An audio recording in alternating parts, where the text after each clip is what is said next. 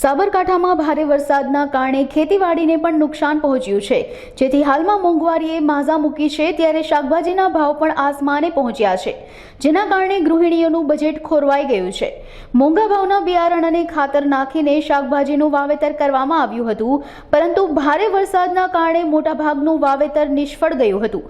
તેમાં પણ ખાસ કરીને વેલાવાળી શાકભાજી જેવા કે તુરિયા, ગલકા, દૂધી, કાકડી, ટામેટા સહિત અન્ય શાકભાજીમાં વરસાદને કારણે ઉત્પાદનમાં ભારે અસર પડી છે, જેથી હોલસેલ માર્કેટના ભાવમાં ભારે તેજી જોવા મળી છે, જેથી ખેડૂતોમાં પણ ચિંતાનો માહોલ હાલ જોવા મળી રહ્યો છે।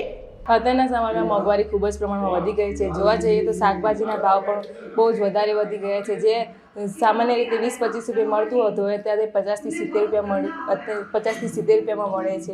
કંકોડા, કારેલા એ બધા શાકભાજી પણ એટલા બધા મોંઘા થઈ ગયા છે કે તેમને ખાવા પણ હવે મુશ્કેલ બની ગયા છે। અત્યારે હાલ ચોમાસાના કારણે પુષ્કળ વરસાદ થવાના કારણે દરેક શાકભાજીમાં માલ નથી આવતો માર્કેટમાં, એટલે એના કારણે તેજીનો માહોલ હોય છે અત્યારે।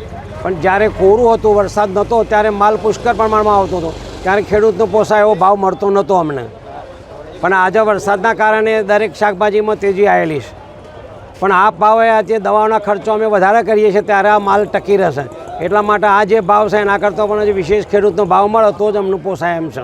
બધી શાકભાજીમાં આ જ કન્ડિશન હોય છે। અત્યારે ચોરીમાં પણ આ કન્ડિશન છે, દરેકમાં વરસાદથી માલ કપાઈ જાય એટલે એને તેજી આવી જ જાય। અત્યારે શાકભાજીના ભાવ ઘણા બધા વધી ગયા છે।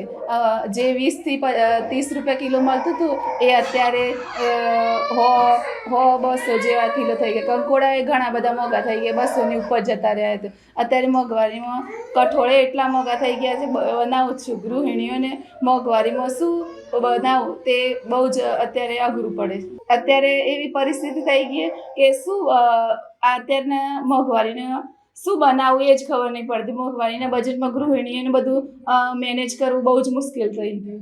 આજે હોલસેલની અંદર આજે 100 થી 110 રૂપિયાથી માંડીને 150 રૂપિયા કિલો સુધી શાકભાજીનો ભાવ પડે છે, અને વરસાદના કારણે આવક ઓછી થઈ ગયેલી છે, અને અમુક ખેતરોમાં પાણી બી ભરાઈ ગયા છે, માલ બધો કોવાઈ ગયો છે।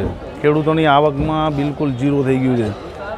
બિલકુલ અત્યારે 10% માર્કેટમાં શાકભાજી આવે છે, એના કારણે માર્કેટમાં તેજી જોવા મળી છે।